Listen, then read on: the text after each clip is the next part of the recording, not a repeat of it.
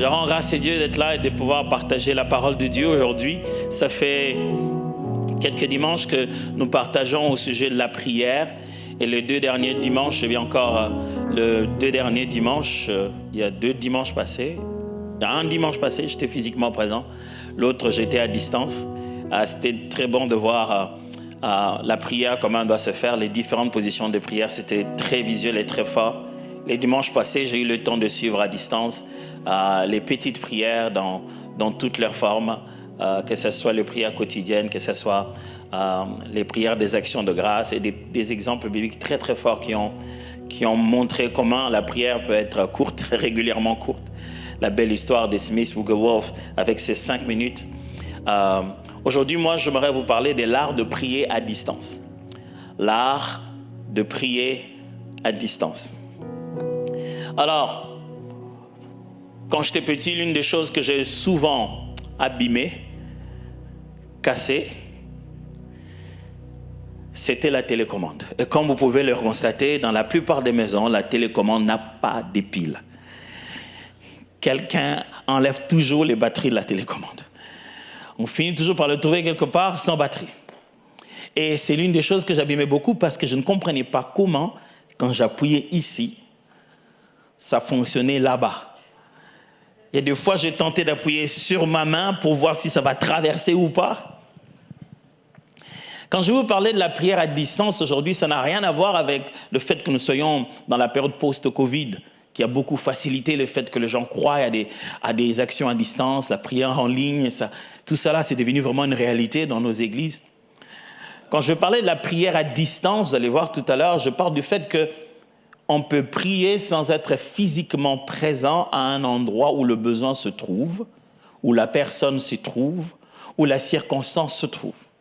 Et donc, c'est dans cette direction-là que je vais aller. Parce que des fois, nous, êtres humains, nous avons tendance à croire que nous avons plus d'impact parce qu'on est là, on fait quelque chose. Si quelqu'un t'appelle, il dit « j'ai des problèmes », le réflexe, tu te dis « il faut que je me rende là-bas », même si tu sais que tu ne vas rien faire. Mais tu te dis « ma présence est un soutien moral, il faut que j'y aille ». Et pendant ces quelques minutes, je vais exploiter avec vous, en fait, la profondeur ou les profondeurs, si je dois le mettre au pluriel, qui existent dans le fait de prier à distance de notre raison, de notre sujet de prière. Mais avant tout, je sais que j'ai utilisé un grand mot ici. J'ai parlé de l'art de prier. Si des gens se posent la question, est-ce que la prière pourrait être un art? Je vais vous lire un texte que je n'ai même pas prévu dans le reste de mes textes aujourd'hui, mais je vais quand même le lire pour qu'on puisse bien placer cela. Nous sommes dans Luc, chapitre 11, verset 1, la Bible dit « Jésus priait un jour en un certain lieu. Lorsqu'il eut achevé, un de ses disciples lui dit « Seigneur, enseigne-nous à prier comme Jean l'a enseigné à ses disciples. » Jésus priait un jour, donc il le faisait, il le démontrait, il était activement en train de prier. Et en ce lieu-là, pendant qu'il priait, l'un des disciples vient le voir et lui dit « Seigneur, impose-nous les mains pour nous transférer une vie de prière profonde. » C'est ça?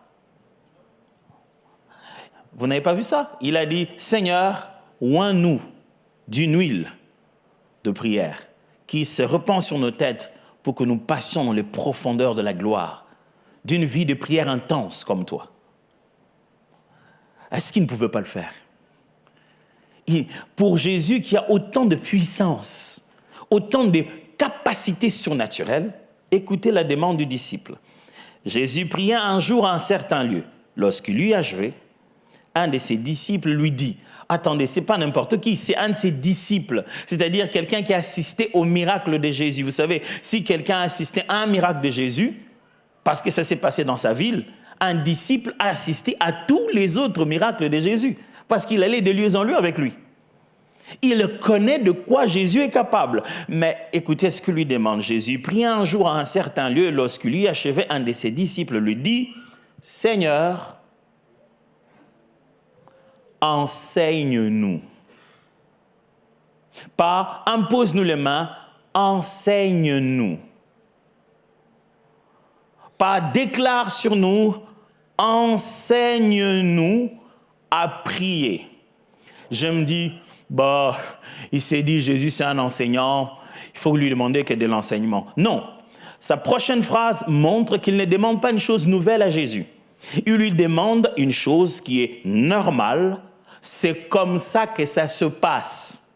Comment je le découvre? Il dit, enseigne-nous à prier comme Jean l'a enseigné à ses disciples. Je ne demande pas une chose inédite, je demande la bonne pratique des choses. La bonne pratique exige que, pour me transférer la qualité de ta vie de prière, tu dois m'enseigner. Ce texte nous montre qu'une qualité de vie de prière quitte d'une personne à une autre, non pas par imposition de main, mais par enseignement.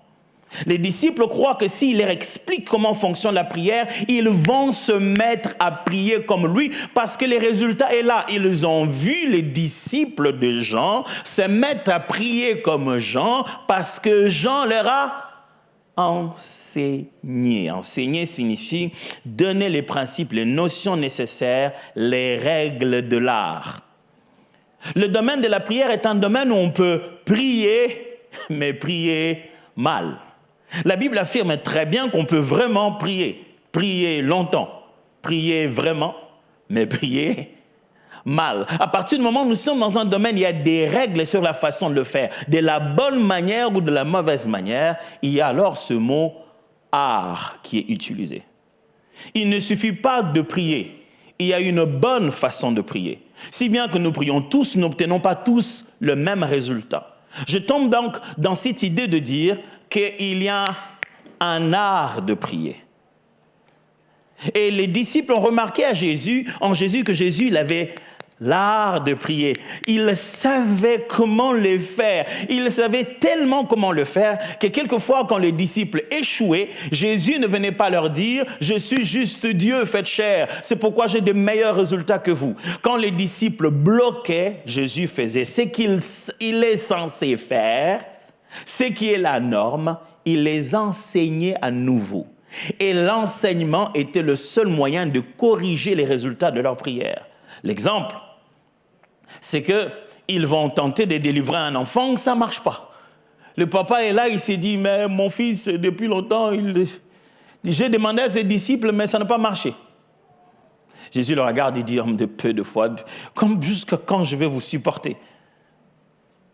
Et quand les disciples vont le voir après, ils disent, Seigneur, entre nous, maintenant qu'ils ne sont pas là, dis-nous, pourquoi nous, ça n'a pas marché? Jésus aurait pu leur dire, attendez, vous et moi, on n'a pas le même niveau. Attendez, quand même, moi, je suis le Fils de Dieu, faites chair. Vous n'allez pas vous attendre que je fasse des choses comme vous, des simples mortels. Non, Jésus leur dit, entre vous et moi, une information a marqué pour que vous puissiez appliquer les principes comme il se doit. Ces types de démons, eh bien, pour avoir affaire à eux et obtenir des résultats, vous devez le faire par une vie de prière et de jeûne. Quelle est la différence entre le résultat de Jésus et ceux des disciples? Ils n'avaient pas cette information, ils n'avaient donc pas la connaissance nécessaire pour cet art de prier. La prière doit être désirée comme une vie, elle doit être recherchée et comprise comme un art. Il y a une façon de bien la faire. On aimerait bien s'engager dans la prière avec toutes les certitudes bibliques, en te disant que je prie et je prie bien. Je prie comme il faut prier. Un chrétien ne devait pas finir sa prière et dire, bon, j'ai déposé la boîte aux lettres, je ne sais pas si Post Canada fonctionne ou pas, si ça va arriver à Dieu ou pas. Malheur à toi, s'ils sont en plein grève, ça va durer quand même. Et en hiver, c'est encore pire. On ne devrait pas se dire, est-ce que ma prière monterait ou pas? On ne devrait pas se dire, est-ce que Dieu m'a entendu? Il n'y a rien de plus difficile que de vivre sa foi chrétienne avec l'incertitude d'être entendu. Pourtant, la Bible nous remplit de passages qui nous rassurent que Dieu nous écoute. Et si on ne connaît pas ça, on ne connaît pas l'art de la prière. Celui qui n'a pas connu l'art de la prière va rester sur ses sentiments. Il dit, j'ai prié, mais je me sens toujours... On ne prie pas sur base de ce que l'on sent, on prie sur base de ce que l'on sait. Tu peux sentir des choses qui ne sont pas vraies. Chaque fois que tu sens, ce n'est pas toujours vrai. Et l'ennemi aime nous faire sentir des choses. Et tu peux passer des longues années sur des choses que tu sens et que Dieu s'est dit, moi, je n'ai rien à voir avec ce que tu sens. Ça, c'est ce que tu sens, c'est la température. Tu t'es pas mis à chauffer la maison. Il commence à faire froid. Non, mais quand je prie, je froid au dos. Peut-être que tu te mets juste à côté. Bon, je vais pas dire. Juste à côté de la clim. C'est pour ça que tu as tout le temps froid au dos. Des fois, on peut sentir des choses qui n'ont rien à voir. Ce que j'essaie de vous dire, c'est qu'on peut t'apprendre à prier et à mieux prier, à grandir dans la prière. Du reste, enseigner sur la prière est la meilleure façon de communiquer une vie de prière. Les disciples sont venus près de Jésus, ils ne l'ont pas dit, Jésus, donne-nous des connaissances sur la prière. Non, ils l'ont vu prier, ils ont vu ses résultats, ils ont dit, il nous faut ça. Et comment on va l'avoir? Enseigner. Ma prière, c'est qu'au bout de ce mois d'enseignement sur la prière, nous ne puissions pas vous donner des informations, que plaise à Dieu, nous puissions vous communiquer quelques dons qui vous permettent d'avoir une vie de prière que vous n'avez jamais eue avant. Que vous ne puissiez pas juste crier qu'on avait une semaine, un mois d'enseignement sur la prière, mais qu'à partir de maintenant, les seigneurs, regardant son église, vous voient plus mature dans la prière. Pas mieux informé, mais plus profond dans la façon d'exécuter la prière. Et que même l'adversaire se dise, je crois qu'il a compris 2-3 choses. Et qu'il commence à dire, oh, je ne peux plus m'amuser avec lui, je crois qu'il a compris comment ça fonctionne. Vous savez, quand on s'amuse avec les enfants, ils sont tout petits, on leur montre qu'on a des super pouvoirs, on cache un truc, on fait comme ça. Pas jusqu'à ce qu'ils comprennent comment ça marche. Toutes ces blagues-là, tu ne sais plus le faire. Tu ne sais pas comment, quand les enfants grandissent, tu sens comment tout ton pouvoir baisse. Avant, tu le regardais comme ça, avec le temps, ça va comme ça, comme ça, comme ça, comme ça. Il y en a même des fois, tu n'as pas envie qu'il soit à côté de toi, on dirait qu'il informe aux gens qu'il est plus géant que toi. Mais il y a un moment où on sait qu'ils ont compris. On ne peut plus en parler de la même manière. Dieu désire qu'on en arrive à un point où on peut faire d'autres types de conversations. Dieu veut te parler avec d'autres types de mots, te parler d'autres genres de sujets. Et pour ça, il faut que tu grandisses dans la prière et tu comprennes comment ça fonctionne. Si j'ai établi avec vous qu'il s'agit d'un art de prier, laissez-moi lire quelques passages sur justement l'art de prier à distance. Luc chapitre 12, je ne suis pas allé loin, juste le chapitre suivant, chapitre 12, du 1er au 10e verset. Luc chapitre 12, du 1er au 10e verset. Après avoir achevé tous ses discours devant le peuple qui l'écoutait, Jésus entra à Capharnaüm. Un centenier avait un serviteur auquel il était très attaché et qui s'est trouvé malade sur le point de mourir. Ayant entendu parler de Jésus, il lui envoya quelques anciens de Juifs pour le prier de venir guérir son serviteur. J'ai toujours aimé la lecture de la parole de Dieu parce que des fois, on n'a pas besoin de tout expliquer. Si on lit attentivement, on comprend déjà tout à l'intérieur. On a un centenier, donc un dirigeant des 100 soldats de l'armée romaine, et dont le serviteur, pas un enfant, le serviteur, auquel il était très attaché, était malade, sur le point de mourir. Et on voit qu'il a entendu parler de Jésus, il a envoyé quelques anciens de Juifs. Donc, un Romain a demandé aux Juifs, qui sont des anciens, des personnes respectables dans la communauté juive, d'aller consulter leur Jésus au sujet du cas de son serviteur, pour le prier de venir guérir son serviteur. N'oubliez pas, à la base, il leur a demandé d'aller consulter Jésus pour qu'il vienne guérir son serviteur. Je n'ajoute rien, tout est dans les textes. 4. Ils arrivèrent auprès de Jésus et lui adressèrent d'instantes supplications, disant, « Il mérite que tu lui accordes cela. » N'oubliez pas, ce n'est pas tous les anciens de Juifs qui étaient d'accord sur les guérisons de Jésus.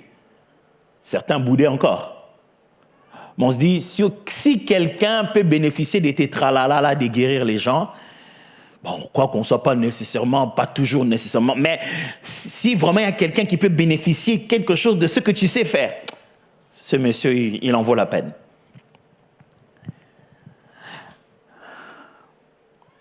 Ils disent, 4, ils arrivèrent auprès de Jésus, lui adressèrent d'instantes supplications, disant, il mérite que tu lui accordes cela, car il aime notre nation. Et c'est lui qui a bâti notre synagogue. On rappelle à Jésus, ces messieurs, Jésus, si tu es juif, fais-les pour des raisons nationales. Des raisons de ton peuple. Cet homme a beaucoup aidé notre population. 6. Jésus, étant allé avec eux, n'était guère éloigné de la maison quand le centenier envoya des amis pour le dire. Maintenant, on a changé des envoyés. Le centenier a envoyé 2 délégations. Première délégation, délégation familiale, nationale, locale de Jésus, des anciens qui insistent qu'ils viennent. Maintenant qu'ils l'ont convaincu, ils sont sur le point de partir. La Bible dit, Jésus étant allé avec eux, n'était guère loin de la maison. Ils sont avancés, on peut le voir loin de la maison. Il n'est pas loin de la maison, on peut voir que Jésus, là, il va arriver dans quelques minutes. Il envoie une 2e délégation. C'est fou ce qu'il va faire.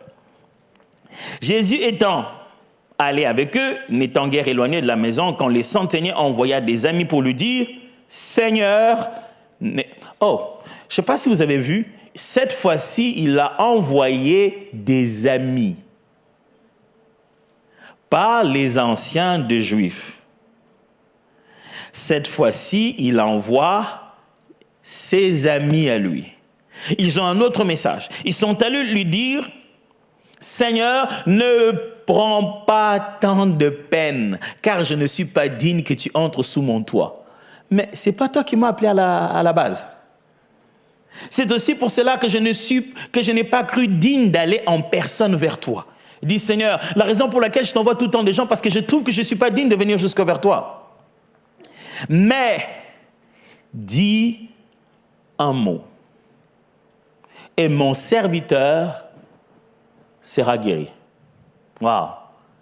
Il a fait tout ça juste pour qu'il le dise un mot.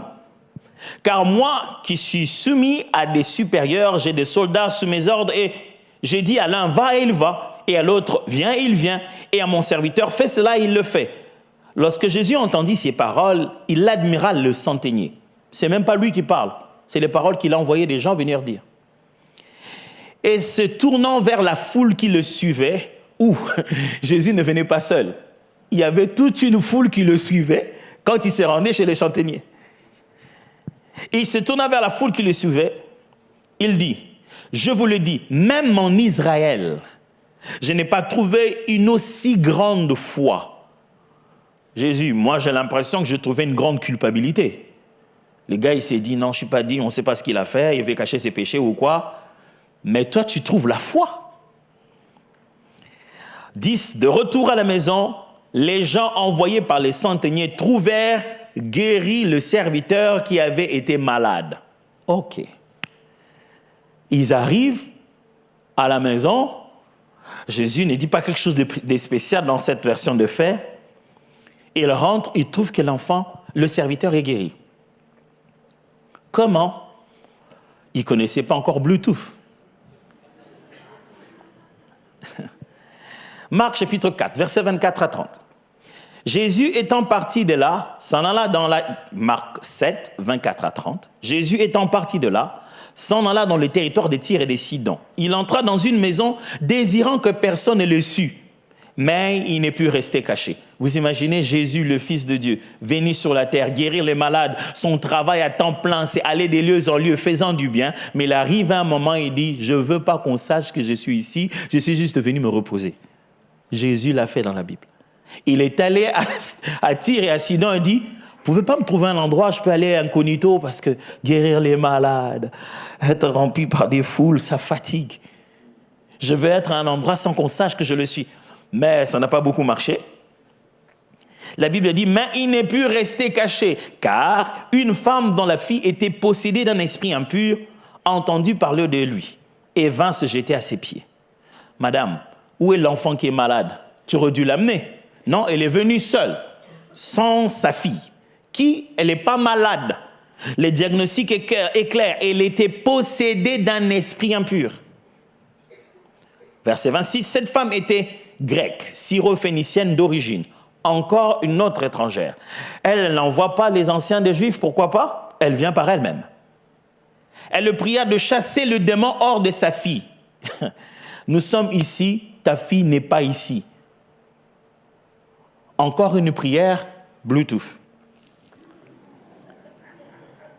Jésus lui dit, laisse d'abord les enfants se rassasier, car il n'est pas bien de prendre le pain des enfants et de le jeter aux petits chiens. Oui, Seigneur, lui répondit-elle. Elle n'a même pas dit non, elle a dit oui. Ça veut dire que c'est bon, suis un chien si tu le veux. Mais les petits chiens sous la table mangent les miettes des enfants.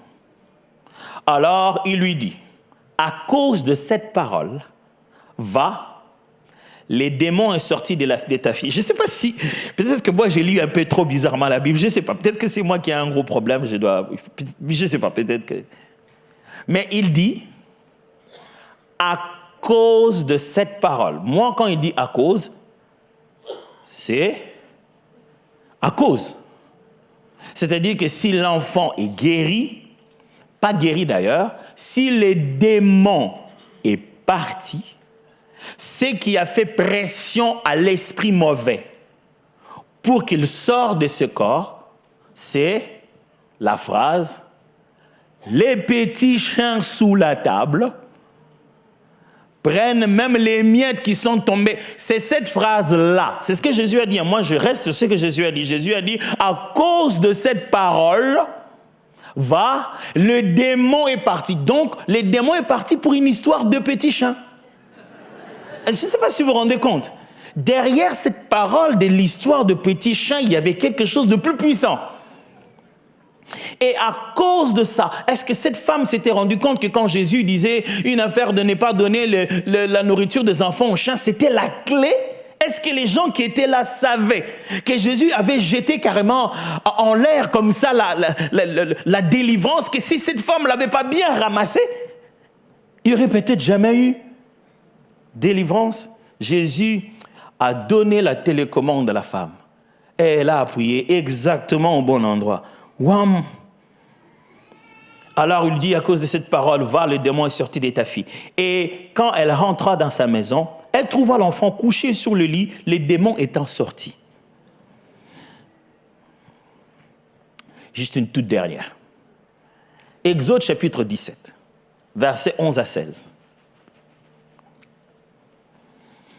Amalek, Exode 17, 11 à 16. Amalek vint combattre Israël à Réphidim. Alors Moïse dit à Josué, choisis-nous des hommes, sors et combat Amalek. Demain, je me tiendrai sur le sommet de la colline, la verge de Dieu dans ma main. Ok, on a un combat, positionnement des batailles. Ok, toi, tu recrutes les hommes, ouais, sortez là-bas. Moi, ce que je vais faire, je vais monter à la colline et je vais prendre le bâton. Franchement, on a un général qui te dit ça. On se dit, à vos ordres, mon général, mais vous n'allez pas vous battre, vous. Donc nous, on va se battre et vous allez vous cacher à la montagne avec le bâton. Mais il est en train de sous-entendre une chose importante ici. Il dit, même si on se bat contre Amalek, il y a deux positions. Il y a la position à la vallée contre les hommes et il y a la position à la montagne qui contrôle ce qui se passe à la vallée. Et il dit, vous, pendant que vous serez en train de vous battre, je veux me tenir là et je vais gérer ça en Bluetooth. Je vous dis que Bluetooth, ça fait longtemps que ça a commencé cette histoire. Josué fit ce que lui avait dit Moïse pour combattre Amalek. Et Moïse, Aaron et Hur montèrent au sommet de la colline. Lorsque Moïse éleva sa main, Israël était le plus fort. Quand je vous ai dit Bluetooth, vous ne m'avez pas cru.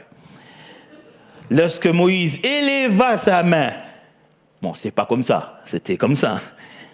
Israël était le plus fort. Et lorsqu'il baissait sa main, Amalek était le plus fort. Les mains de Moïse étant fatiguées, ils prirent une pierre qu'ils placèrent sous lui et il s'assit dessus. L'essentiel, c'est les mains. Il faut que moi je puisse m'asseoir s'il le faut. Aaron et Hur soutenaient ses mains, l'un d'un côté, l'autre de l'autre. Et ses mains restèrent fermes jusqu'au coucher du soleil. Il ne fallait pas les lever une fois. Il fallait rester debout. Et Josué vainquit Amalek et son peuple au tranchant de l'épée. L'Éternel dit à Moïse, écris cela dans le livre, pour que le souvenir s'en conserve. Tiens, on l'a. Et déclare à Josué que j'effacerai la mémoire d'Amalek de dessus des cieux. Moïse bâtit un autel et lui donna pour nom l'Éternel, ma bannière, Yahweh Nissi. Il dit, parce que la main a été levée sur le trône de l'Éternel. Moi, je pensais que tu as levé la main sur la colline. Quel est ce résumé? Il veut résumer toute cette affaire de Yahweh Nissi, l'Éternel, ma bannière. Il explique que l'histoire, au fond, c'est que la main était levée devant le trône de l'Éternel. Il y aurait guerre de l'Éternel contre Amalek, de génération en génération. Si on te dit que tu vas avoir une guerre contre Dieu, de génération en génération, ouf, je t'assure, c'est pire que des malédictions. Donc les enfants des enfants de tes enfants, ils auront toujours une guerre contre Dieu. Donc le jour où ils naissent, bienvenue dans la guerre. Contre qui? Contre Dieu. À cause de quoi? Parce que quelqu'un avait levé ses mains et il a fait que non seulement son peuple gagne cette bataille et que son peuple se rassure qu'ils gagneront toujours tous ceux de votre race. Je viens de vous lire 3 textes qui montrent comment des personnes absentes physiquement au lieu où il y avait besoin ont fait la prière et il y a eu un impact instantané.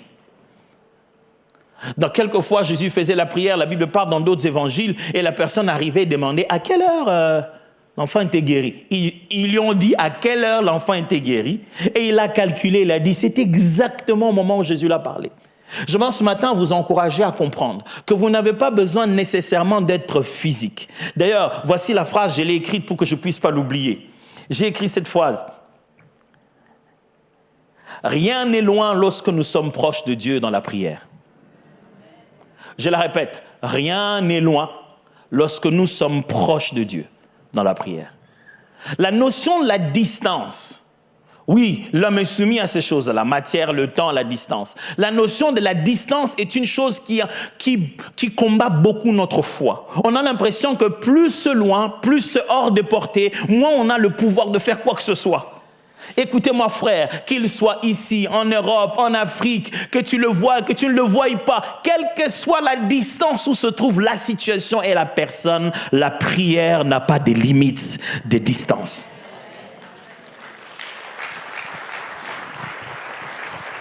Rien n'est loin lorsque nous sommes proches de Dieu dans la prière. Vous savez, Dieu n'a pas besoin d'aller ça et là. Il est partout en même temps.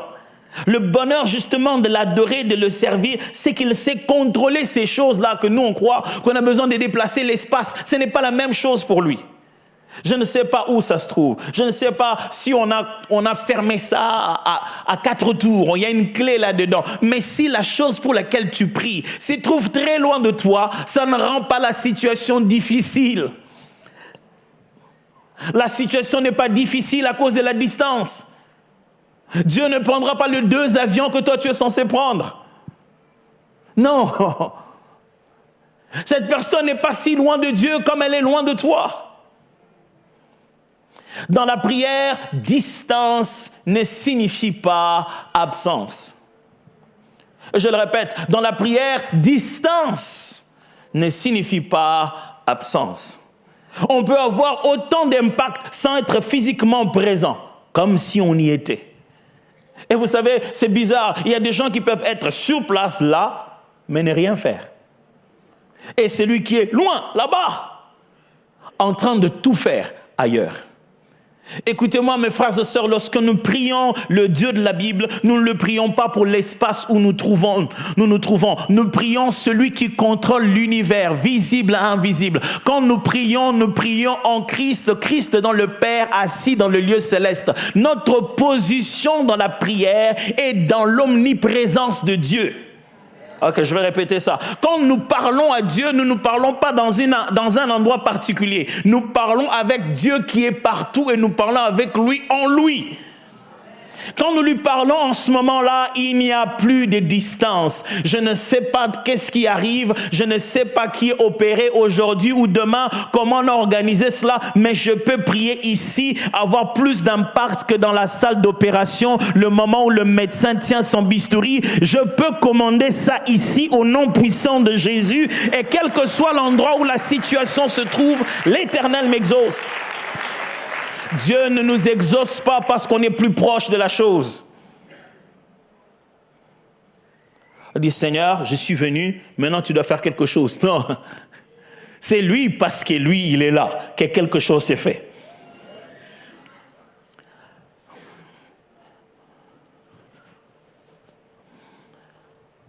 Je voudrais vous parler, je vais les citer comme ça rapidement, 4 choses qui ressortent de ces 3 textes que j'ai lus avec vous, qui montrent justement la place, l'importance ou des secrets, des exigences que nous devons respecter dans notre cœur si nous voulons faire des prières à distance. Ce que j'appelle les prières à distance, je le répète, c'est le fait qu'on parle avec Dieu et qu'on exerce la prière. Je vais expliquer tout à l'heure ce qu'est la prière.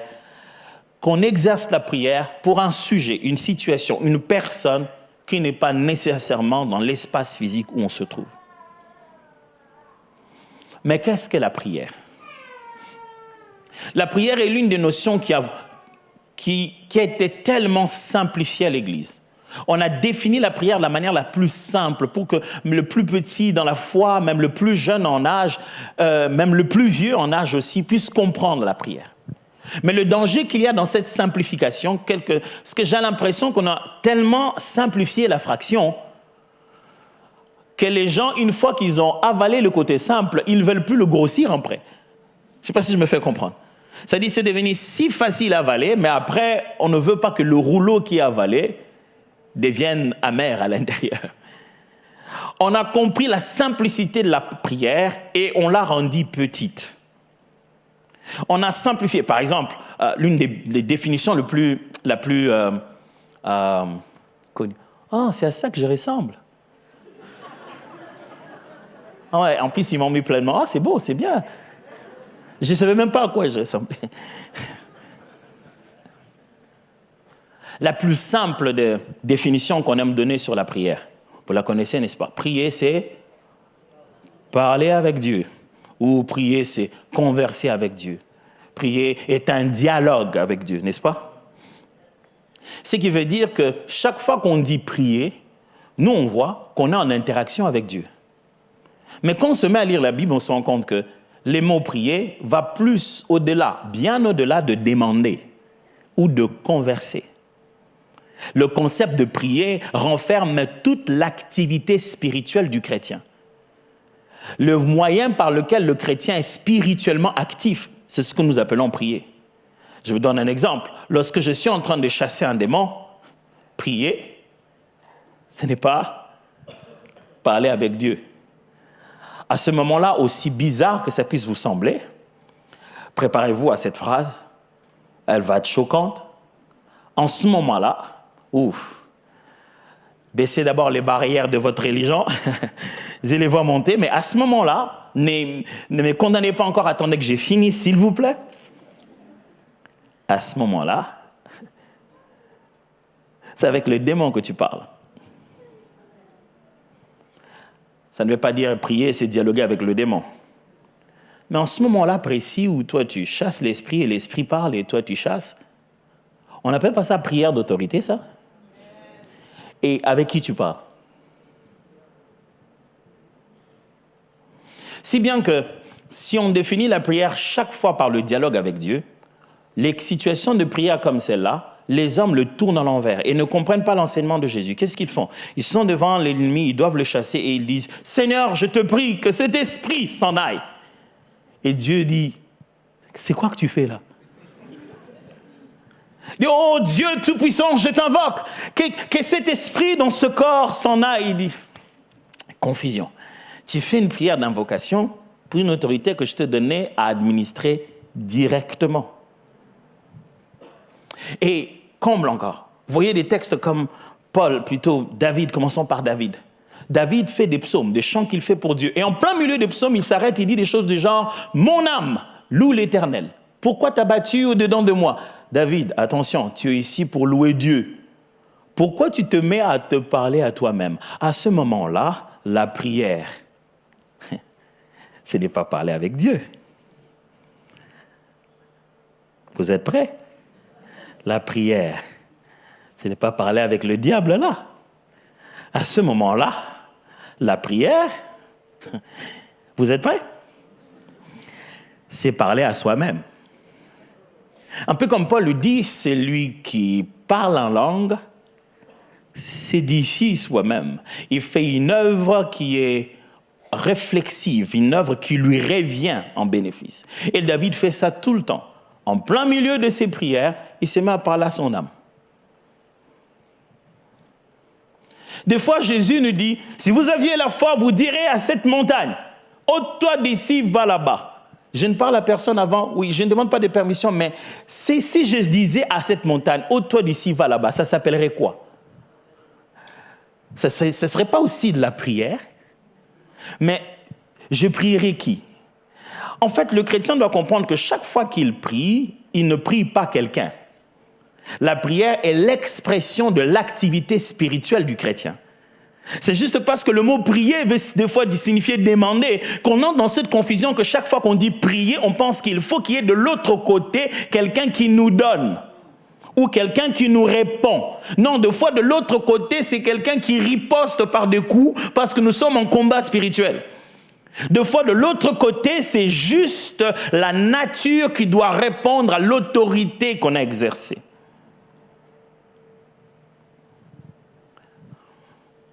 Lorsqu'on prie pour quelqu'un qui est malade, on prie, non? Elle est malade. On parle à qui?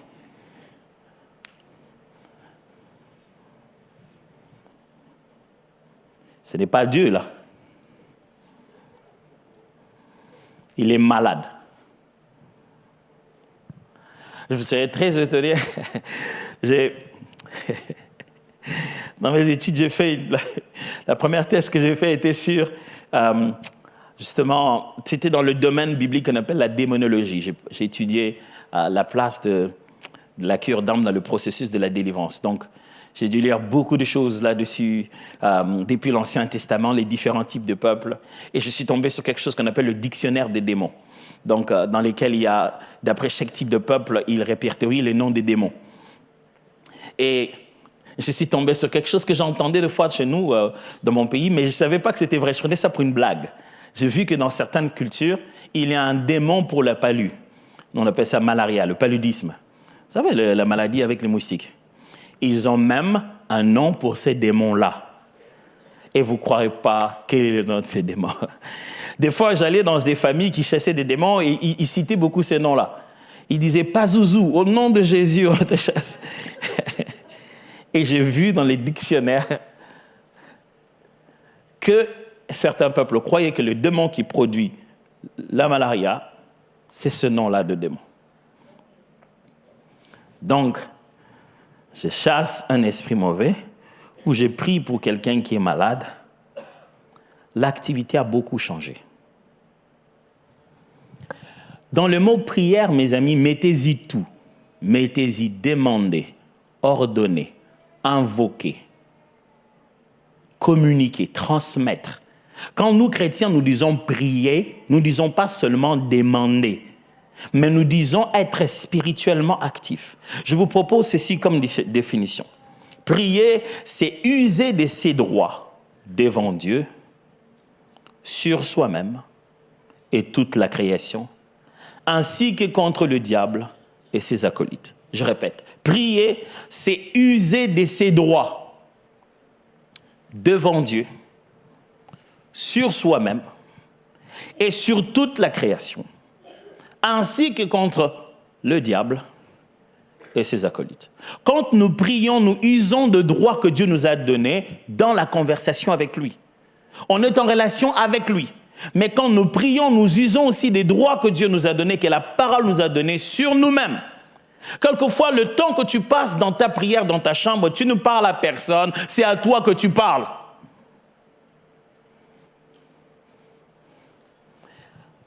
Et on a aussi des droits à user sur la nature.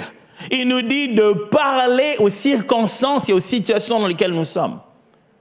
Mais il nous donne aussi des droits que on peut user contre l'ennemi. Contre le diable et toute sa clique. Chaque fois qu'on dit prier, vous n'avez rien à demander toujours. Parce que demandez, on vous donnera. Cherchez, vous trouverez. Frappez, on vous ouvrira. Jésus-Christ essaie de faire, il utilisait ces mots dans l'analogie qu'il avait donnée, mais il montre différentes démarches dans la quête spirituelle vers le résultat qu'on attend. Mes amis, vous n'avez pas besoin d'être là. Vous avez juste besoin d'être avec Dieu. Quand vous êtes avec Dieu, vous êtes partout. Et vous êtes partout pour chacune de ces circonstances. Vous pouvez user de votre droit contre le diable à partir de votre chambre et les déloger très très loin là où il se trouve.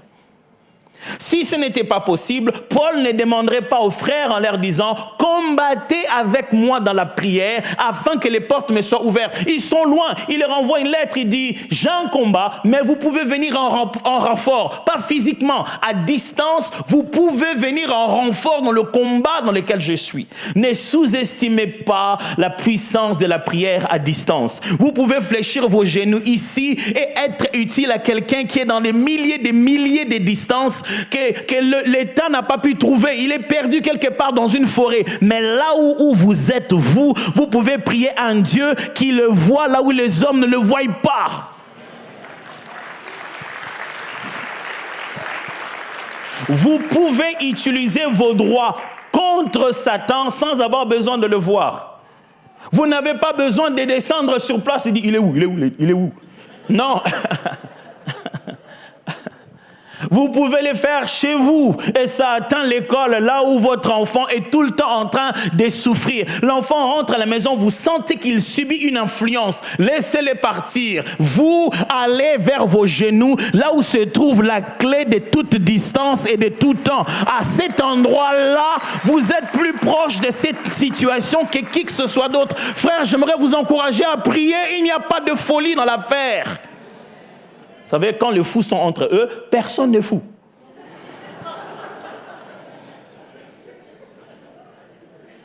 Eh bien, nous sommes tous des fous. C'est la Bible qui dit, pas moi. Nous avons cru à une folie, alors croyons-y jusqu'au bout. Croyons-y jusqu'au bout que l'on peut prier quelque part et on peut bouger des montagnes à distance.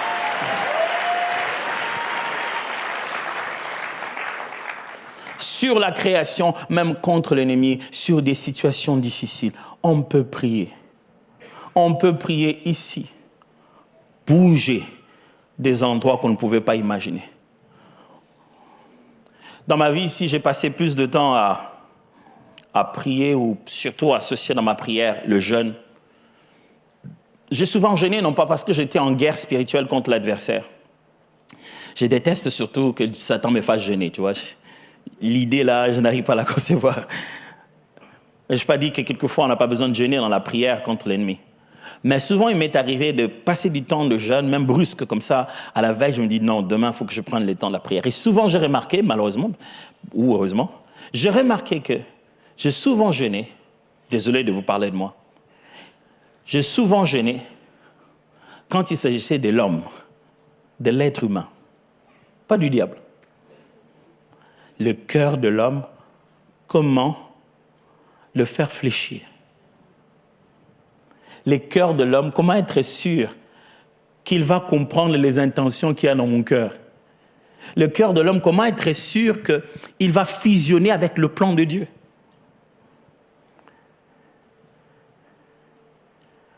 Je vois Néhémie, on lui demande, le pasteur en a parlé les dimanches passés. Le roi lui dit, mais pourquoi tu es comme ça? Avant même de répondre au roi, il prie. S'il y a une chose qui me fait sentir impuissant, c'est mon incapacité à faire entrer mes intentions dans la tête de quelqu'un d'autre. Dieu, s'il pouvait juste me comprendre, mais les autres, ils peuvent comprendre que nos mots, nos tics, nos gestes, ce qu'on avait dit et ce qu'on dit, peut-être qu'on le dira. J'ai envie de te dire, c'est pas ça. Mais plus je continue à dire, c'est pas ça, il se dit, tu vois, Tu dis toujours que ce n'est pas ça. Ça devient encore pire. Comment vraiment prier Dieu pour qu'il y ait cette fusion exacte dans l'esprit, que le cœur se place au bon endroit?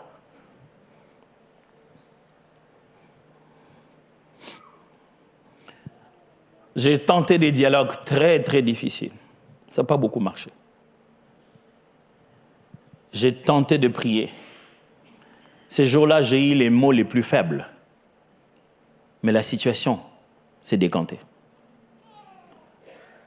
Avant, je préparais un discours cohérent.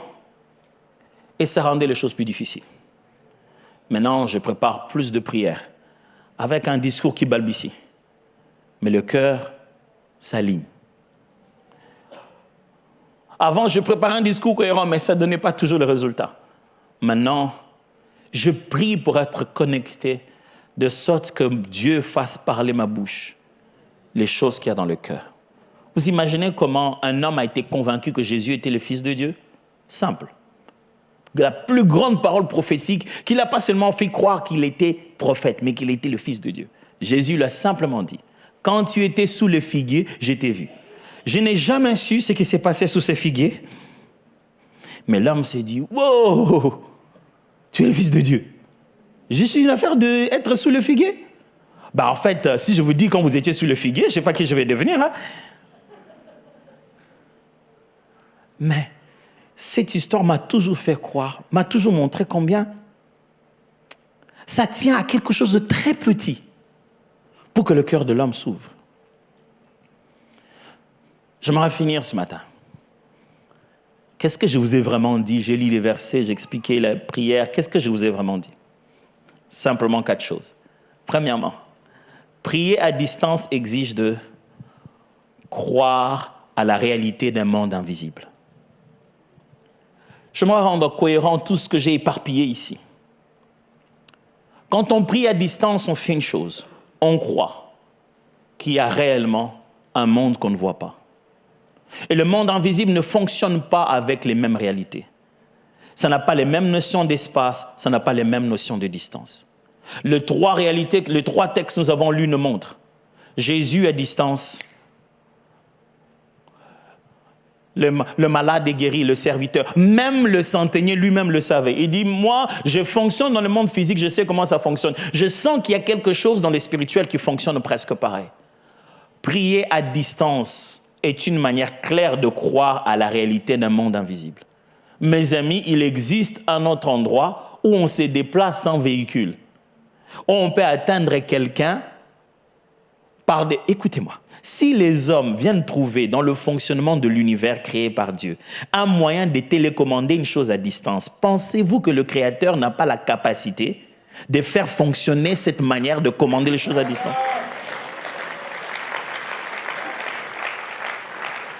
Frère, quand vous priez dans votre chambre, vous êtes en train de faire un acte de foi puissant. Vous croyez qu'il n'y a pas que ce qu'on voit. 2, prier à distance exige de démontrer le pouvoir de la parole. Quand on prie à distance, premièrement, je dis, ça exige de croire à la réalité du monde invisible. Mais deuxièmement, ça exige de démontrer le pouvoir de la parole.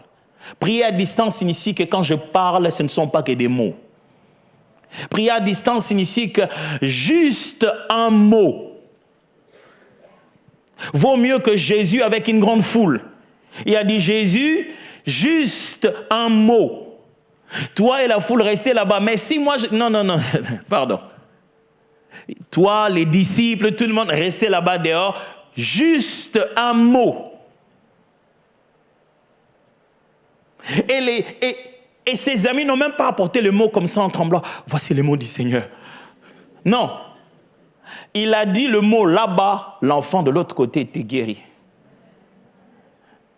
Il a dit à la femme, tu vois l'histoire des chiens qu'on vient de se dire ici? Ça suffit pour les démons. Vous imaginez que les démons peuvent être en train de torturer une vie parce que quelqu'un n'a pas juste prononcé le bon mot? Il n'a pas déclaré la bonne phrase. On n'a même pas dit « Sors de là, esprit mauvais ». Non. Mais on a déclaré la bonne parole. Prier à distance exige de croire que les mots ne sont pas que des mots, les paroles ne sont pas que des paroles. Si tel était le cas, Isaac allait dire à son fils Ésaü, il dit non mais je bénis Jacob, oh quel filou, il m'a menti, c'était pas toi. Pourtant il avait les mêmes poils, viens, je vais te bénir à sa place. Il est venu, il lui a dit, mais ton frère est passé ici. Il dit mais bénis-moi aussi. Il dit, ça passe pas comme ça. Ce que j'ai dit, je les lui ai donné. Mais c'était que des paroles, non. Tout ce qu'il y a ici, mes amis, vous et moi, tout ce qu'il y a, ce sont que des paroles.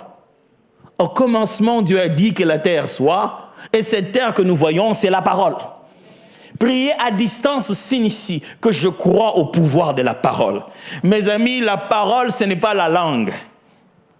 Je peux dire le maman, la papa. Je peux commettre des erreurs d'articles, mais Satan comprend très bien de quoi on est en train de parler. Ce n'est pas être bon dans la logique, mais c'est être fixé dans sa foi. D'ailleurs, 3, prier à distance exige de faire confiance à l'omniprésence de Dieu. Quand nous prions à distance, c'est important de se dire, là où je ne suis pas, Dieu y est. Mais je lui parle là.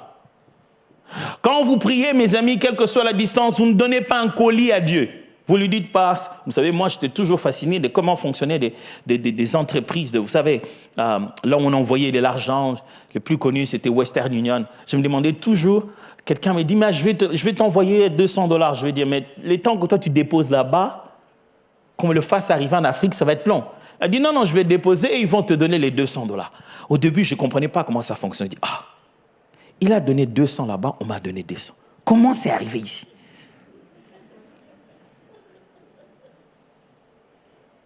Est-ce que ce sont les mêmes 200, les mêmes billets?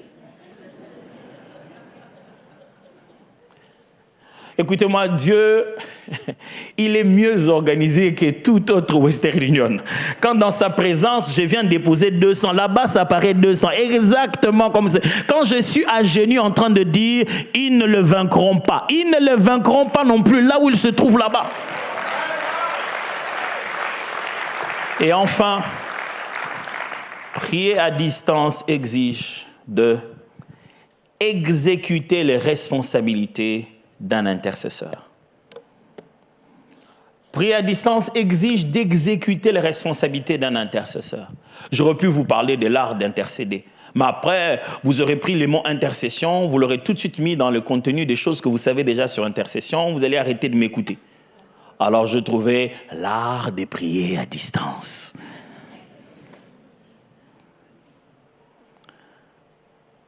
Quand on prie à distance, on a une responsabilité de quelqu'un qu'on appelle un intercesseur.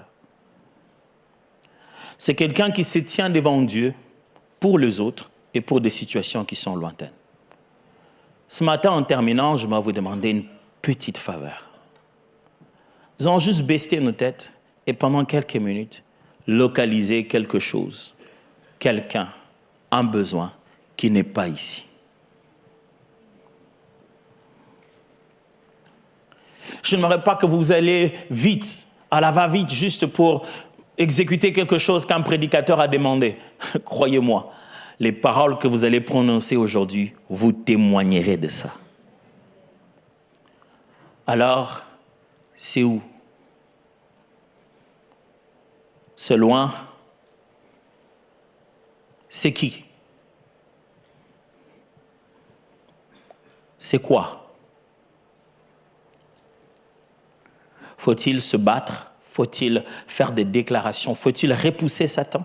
Quel type de droit pouvez-vous utiliser maintenant? Est-ce devant Dieu, l'implorant, le suppliant au nom de Jésus? Est-ce sur soi-même? Est-ce que c'est sur la création ou c'est contre l'adversaire et ses acolytes? Mais c'est quelque chose qui n'est pas là où tu te tiens, qui n'est pas chez toi à la maison peut-être. C'est loin. C'est une personne, c'est une situation, c'est une décision. C'est peut-être des gens que tu ne connais pas, tu n'as que le nom de l'institution. Tu sais que c'est la banque, tu sais que c'est l'immigration. Tu ne sais même pas quel est le processus que les gens prennent pour lever l'option sur ta situation. Mais moi, je sais qu'ici, maintenant, pendant que nous prions, là-bas, Dieu est toujours présent. Si vous avez pu avoir une pensée claire d'une, ne fût-ce qu'une chose pour laquelle vous devez prier. J'aimerais que vous puissiez aussi avoir la forme de prière. Est-ce qu'il faut attaquer l'ennemi? Est-ce qu'il faut repousser une œuvre diabolique que vous avez ressentie? Est-ce qu'il faut faire des déclarations sur la situation et dire que cette situation va finir par fléchir? Est-ce que c'est en faveur de quelqu'un vous devez prier que le Seigneur le réveille, le travaille avec lui, le précède, le protège?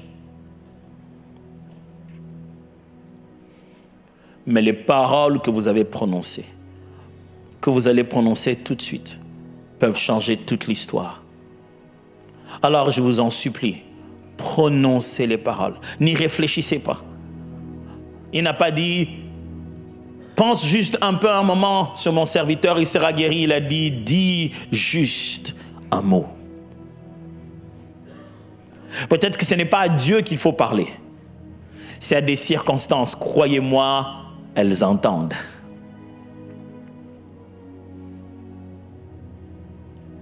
Alors, je vais nous laisser ces quelques 1 ou 2 minutes à exprimer nos prières à distance. Allons-y, prions ensemble.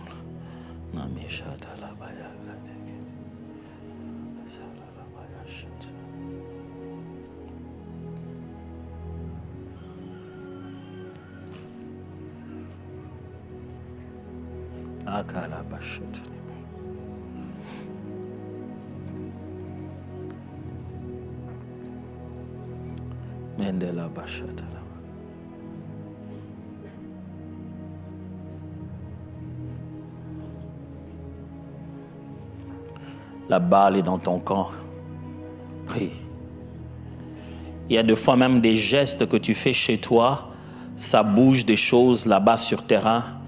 Moïse avait les mains levées, ça bougeait les choses. Peut-être ça te demande de rester debout. Peut-être ça te demande de faire les 100 pas. On n'a pas beaucoup de minutes. Mais on peut influencer le monde spirituel maintenant là. On peut saturer les choses maintenant là.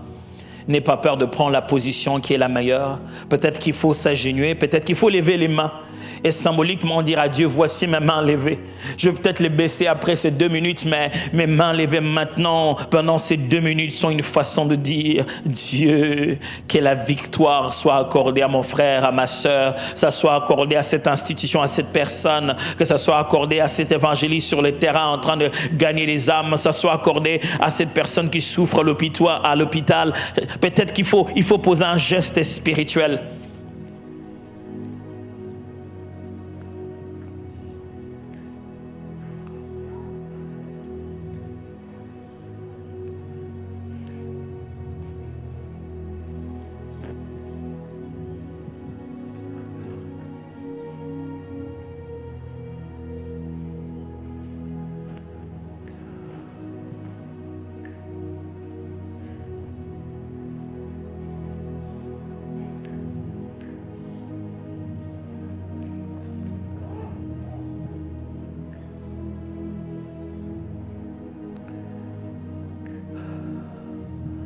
Je sens dans mon cœur que ça va au-delà de juste parler. Quelqu'un est sur le point de poser un geste pour quelqu'un d'autre.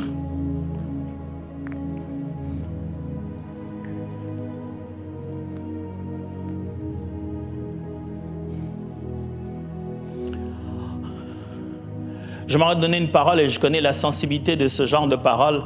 C'est pourquoi je voudrais juste nous encourager à baisser le main un moment. Je vais demander, je sentais dans mon esprit les Seigneurs me parler sur des personnes qui, pendant que nous prions, ont eu comme dans leur cœur une conviction qui est d'ordre financier. C'est comme si Dieu leur demandait de faire financièrement comme une offrande, de faire sur la chose pour laquelle il était en train de prier. C'est pas de quoi il s'agit, mais c'est comme s'il devait donner quelque chose pour qu'en faveur de cette personne, quelque chose d'autre soit fait.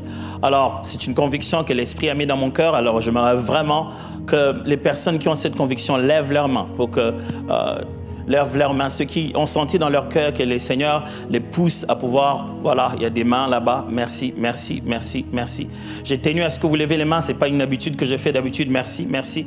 C'est juste pour que vous puissiez apprendre que des fois on dit, le Seigneur a donné une parole ici. Et des fois on se demande, est-ce que ces gens existent vraiment ou pas? Le Seigneur parle vraiment pour les cœurs et j'ai voulu que les gens lèvent les mains pour que vous sachiez que peut-être que vous n'avez pas ressenti la même conviction, mais Dieu sait des gens qui en ont besoin. Je m'aurais prié pour ces personnes qui ont levé les mains et dont la prière, l'intercession passe par une offrande, quelle que soit. Faites ce que Dieu vous a demandé de faire. Obéissez comme le Seigneur vous a demandé d'obéir. Mais je prie Dieu qu'il vous fasse faire, qu'il vous fasse vivre un miracle dont le témoignage va retentir dans vos familles, dans vos quartiers, dans vos coins, que vous deveniez des instruments de témoignage, que les gens fassent référence à vous dans la famille et autour de vous, que vous êtes quelqu'un que Dieu exauce et que vous êtes quelqu'un, que les gens comprennent le bien fondé de rester inspirés par Dieu, que le Seigneur en vous exauçant glorifie son nom et fasse de vous un témoignage. Comme Élie a dit, enfin que l'on sache que tu es Dieu et que je suis ton serviteur. Je prie que ce sacrifice que vous allez poser devienne une guérison totale dans la vie de quelqu'un d'autre, que ça change ses conditions, que ça bouleverse sa vie, que ce que vous allez poser comme geste, ou que ce soit que vous allez s'aimer cela, que le Seigneur le fasse multiplier au centuple et que ça change de vie au nom puissant de Jésus. Je me rappelle que la dernière chose, peut-être que juste maintenant, ceux qui prient pour un cas de guérison, lèvent leurs mains. Ceux qui prient pour quelqu'un d'autre qui a besoin de guérison.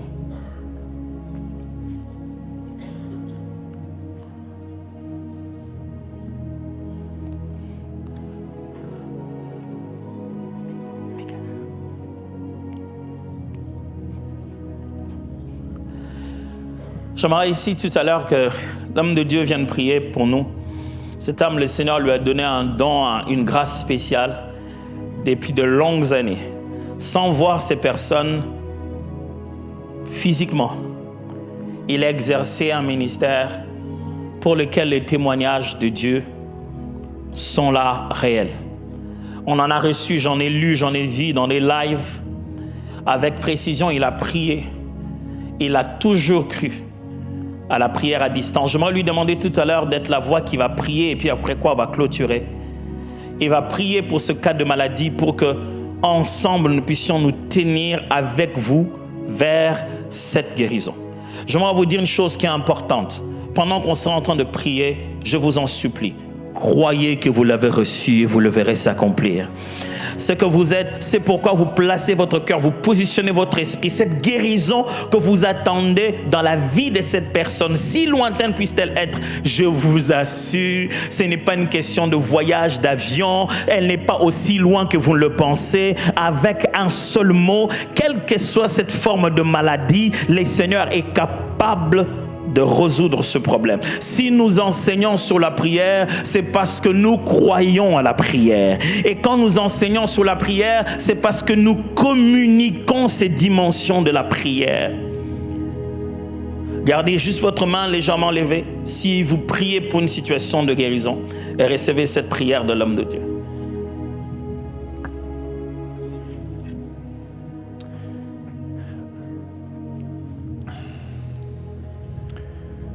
Koramashata yarabaso korobosoto. Rikata yaramasobra yerendoroboshakata. Père Céleste, je lève ma main avec ces bien-aimés. Suite à ta parole qui a été envoyée, Seigneur, nos cœurs sont remplis de foi. Et tu as dit, Seigneur Jésus, que tu nous as donné sur la terre le pouvoir de lier et le pouvoir de délier, le pouvoir d'interdire et le pouvoir de relâcher. Et ce matin, je lève ma main au nom de Jésus avec nos bien-aimés pour chaque situation de main levée, de cancer, de maladies incurables, de situations de personnes dans le monde là où ils se trouvent qui souffrent. Seigneur, ces personnes qui souffrent, et je prends cette autorité que tu nous as donnée au nom de Jésus.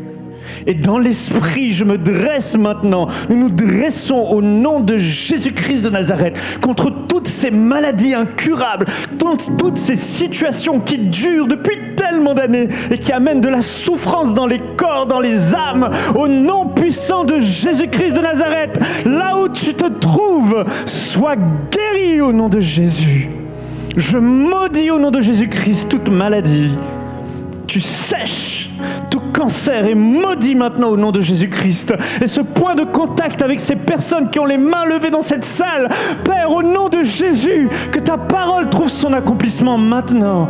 Qu'il y ait des témoignages qui retentissent maintenant. Tumeur, cancer, maladie, quelle qu'elle soit, du sommet de la tête jusqu'à la plante de tes pieds, nous t'ordonnons au nom de Jésus-Christ de Nazareth, quitte les corps maintenant, quitte les corps de tout point de connexion avec toute main levée, maintenant, en Amérique, en Asie, dans les îles, en Afrique, en Europe, au nom de Jésus-Christ de Nazareth, où que soit cette personne, au Québec, maintenant, lève-toi et sois guéri. Que ce que tu ne pouvais pas faire, au nom de Jésus, je le déclare, je le prophétise, tu pourras le faire. Et tu témoigneras la bonté de Dieu et sa fidélité.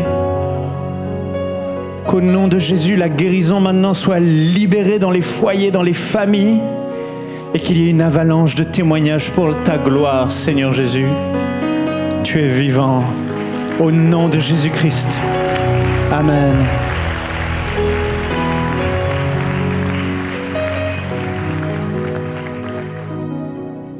Alléluia, merci au Seigneur. Alors, certainement pendant ce temps de prière, ces 2 temps de prière, il y a des belles choses qui se sont passées. Je vous encourage à témoigner sur égliseplénitude.com/link.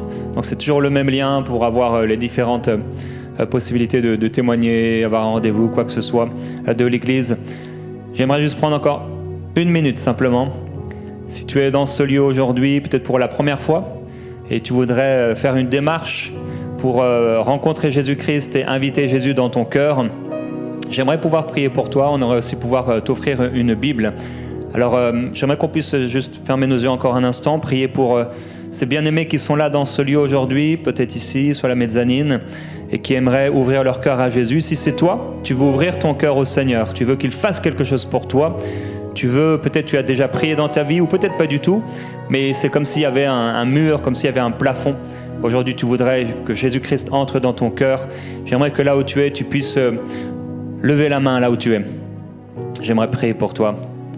Lève la main, tout simplement. Oui, je vois également.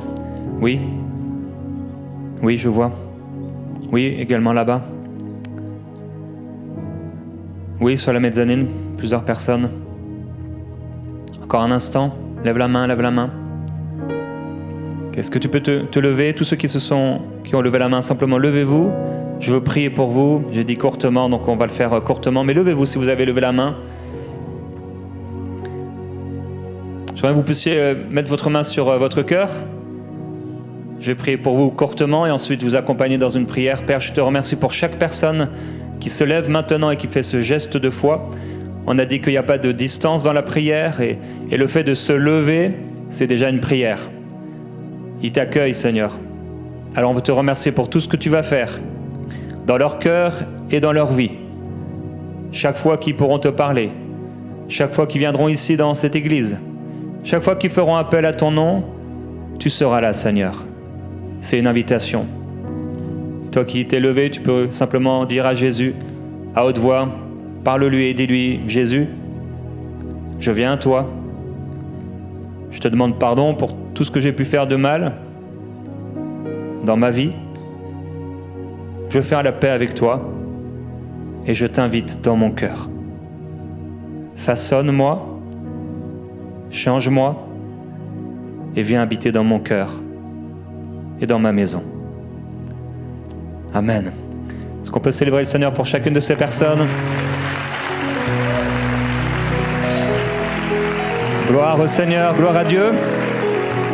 Alors, si vous vous êtes levé, donc que ce soit sur la mezzanine ou ici, juste à la sortie, il y a un petit espace à gauche. On pourra vous offrir une Bible. Si vous n'avez pas de Bible, également, si vous avez un besoin de prière en particulier, n'hésitez pas à venir. Il y a plusieurs personnes qui seront là pour prier pour vous. Ou si vous avez des questions sur l'Église, vous êtes les bienvenus.